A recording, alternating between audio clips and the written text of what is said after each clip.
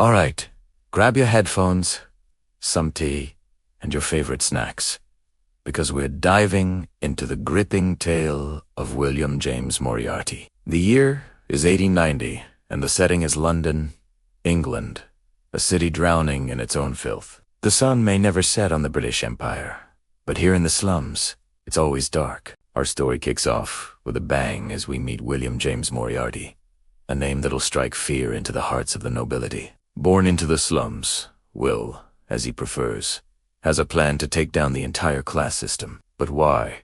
Because he knows firsthand the sting of being an outcast. You see, back then, the British Empire was at the height of its power, ruling a quarter of the planet. But here's the twist. 3% of the population, the rich and influential, had all the power while the rest struggled to survive. And it wasn't just about poverty. There was blatant racism against the Irish and Chinese, not to mention the deep-rooted anti-Semitism that festered in the society. The irony is that those in power called the masses filthy vermin, yet they were the ones living in filth. Amidst this darkness, we'll find solace in books, devouring stories of daring outlaws who fought against oppressive rulers. Inspired, he embarks on a journey to acquire the skills needed to pull off his own audacious plan. He becomes a master of disguise, a skilled swordsman, and a deadly shot with a pistol. Will's not just any ordinary man. He's a force to be reckoned with, possessing an otherworldly intellect and a devilish charm that can disarm anyone. Now let's talk about the antagonist, John Strap. He's the epitome of the cruel and heartless aristocrat. Why? Well, because he's a prime example of the ruthless upper class that rules with an iron fist. Shrapnel embodies the arrogance and callousness of the nobility. He is the type of person who believes that the poor are only good for breeding, and that they have no other purpose in life. It's like he's the embodiment of the negative aspects of the aristocracy. As the story unfolds, we meet the fascinating character of Inspector Lestrade. He's a Scotland Yard detective, but he's not your typical be-the-book law enforcer. You see, Lestrade is torn between his duty to uphold the law and his growing awareness of the corruption and inequality that permeates through the highest levels of society. This internal conflict makes him a compelling character because he represents the struggle between upholding a flawed system and seeking justice in a deeply divided society. Lestrade finds himself in a moral quandary, torn between his duty to investigate crimes impartially and his conscience that compels him to question the societal norms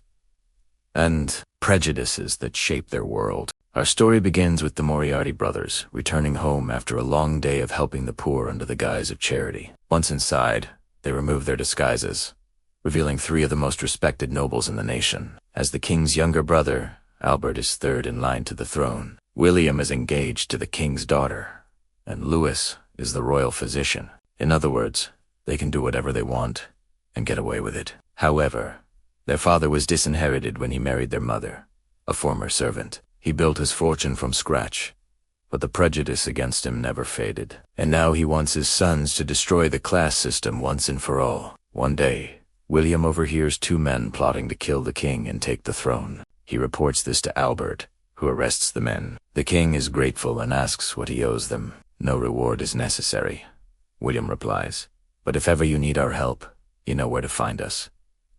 True to his word, when the king's daughter is kidnapped, it's the Moriarty brothers who save her. She was so impressed with how they worked together that she asked them to do the same with the kingdom. If you help me reform the kingdom, I will use my influence to destroy the class system.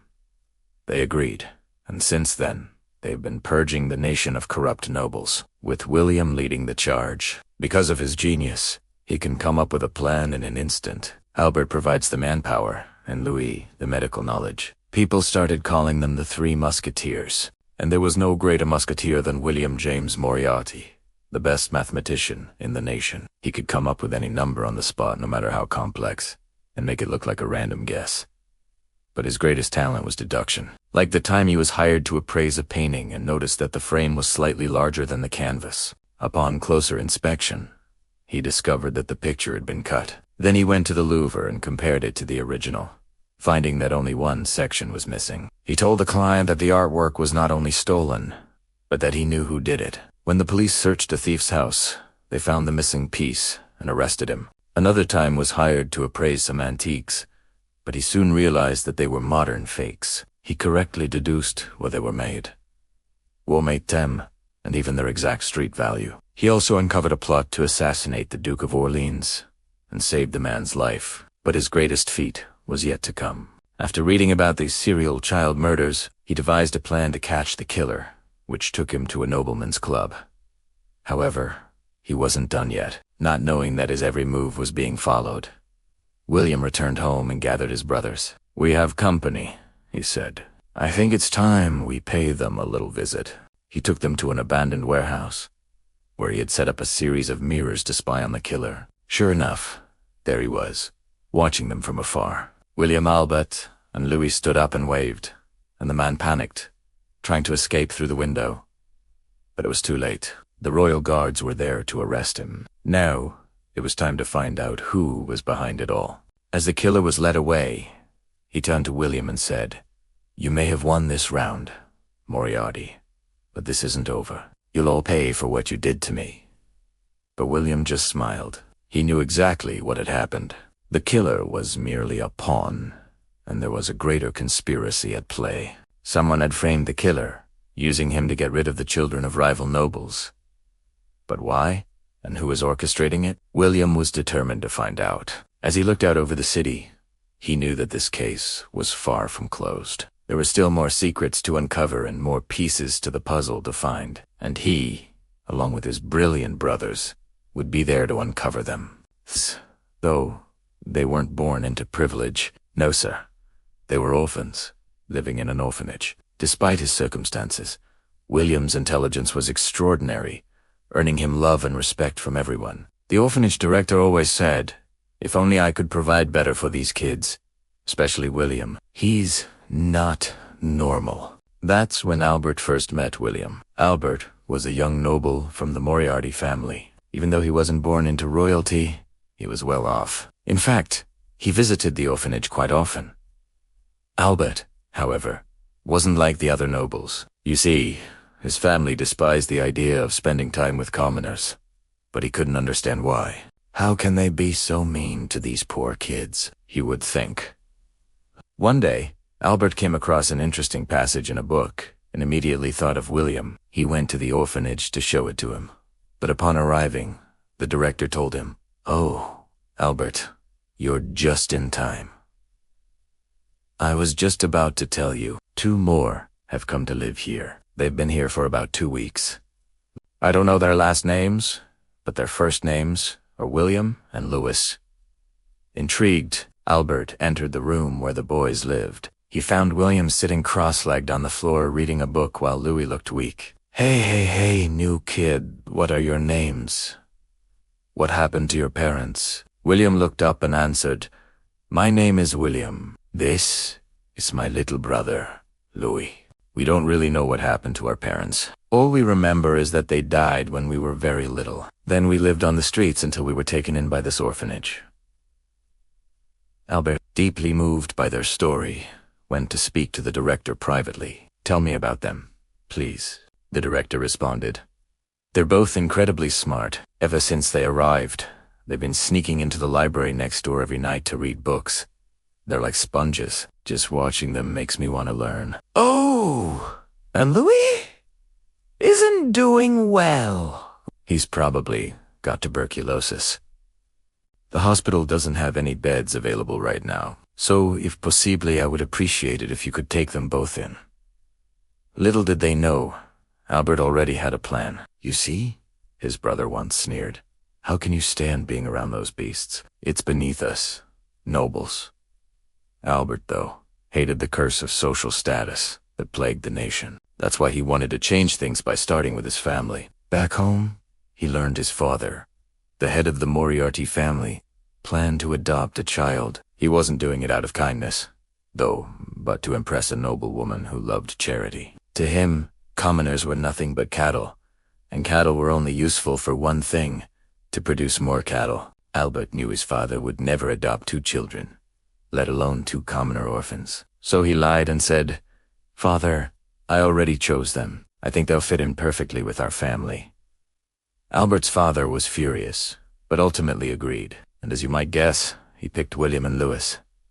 The next day, Albert brought William and Louis to the orphanage. He remembered seeing many children gathered around William, laughing and having fun. That's the world I want to create, he thought. But he soon noticed something else. William seemed to have a lot of shady visitors. Albert didn't think much of it until one day he overheard William telling 3 men how to dig a 40-yard tunnel. Albert immediately became suspicious. He didn't know it at the time, but those 3 men were planning to rob a noble's safe. They dug a 40-yard tunnel and made off with the valuables inside. Not long after, Albert learned that Noble was none other than his father. Of course, he was furious, but at the same time, he couldn't deny that it was impressive. He went to confront William, but William simply admitted, "I told them how to dig a tunnel. So what? I share my knowledge. If someone needs help and I can provide it, I do everything I can. Stealing is wrong, though I don't condone that." Albert was stunned. "So you're a Robin Hood type?" William smiled and said, "If you want to call me that, then sure." William then taught the other kids how to read and write. When they grow up, they'll become pillars of society and help others. Albert admired that. He knew William wasn't a bad kid. They just lived in a rotten world. One day, Albert heard William ask the other kids, "What do we do if an evil noble appears?" They shouted, "We fight. We'll make all the evil nobles fall." Albert, who was eavesdropping, couldn't help but smile. William was walking a dark path, but he was doing it for the sake of others.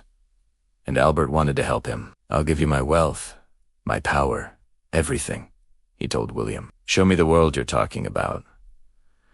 And so, William and Louis were adopted into the Moriarty family. Life in the Moriarty household was harsh. Everyone, except Albert, treated the boys like servants. Louis fell seriously ill, and the family considered kicking him out. But ultimately, they allowed him to stay, probably because Albert kept defending them. One day, Albert caught his family mocking commoners during breakfast. "They're all thieves. Look how poorly they built this chair."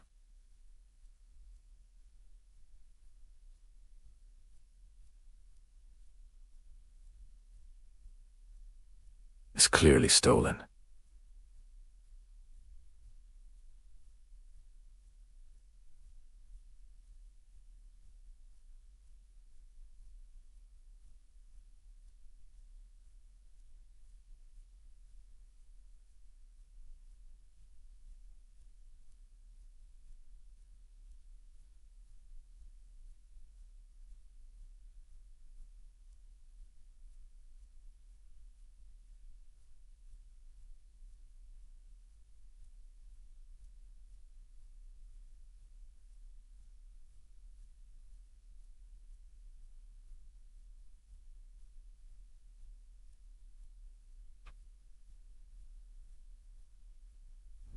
He knew what he had to do. He decided to frame his entire family for theft. If they get thrown in jail, I'll donate enough money to build a new orphanage, he thought. Louis, who was bedridden, asked William, "Why is Albert helping us? There's got to be a reason." William, with a knowing smile, replied, "Don't worry. I know exactly what he's thinking." Albert walked up to them and said, "If you two want to leave this house, I'll throw all my weight behind you." William and Louis looked at each other. They knew Albert wasn't a bad person. Maybe there was hope for nobles yet. Thank you for watching, and see you in the next video.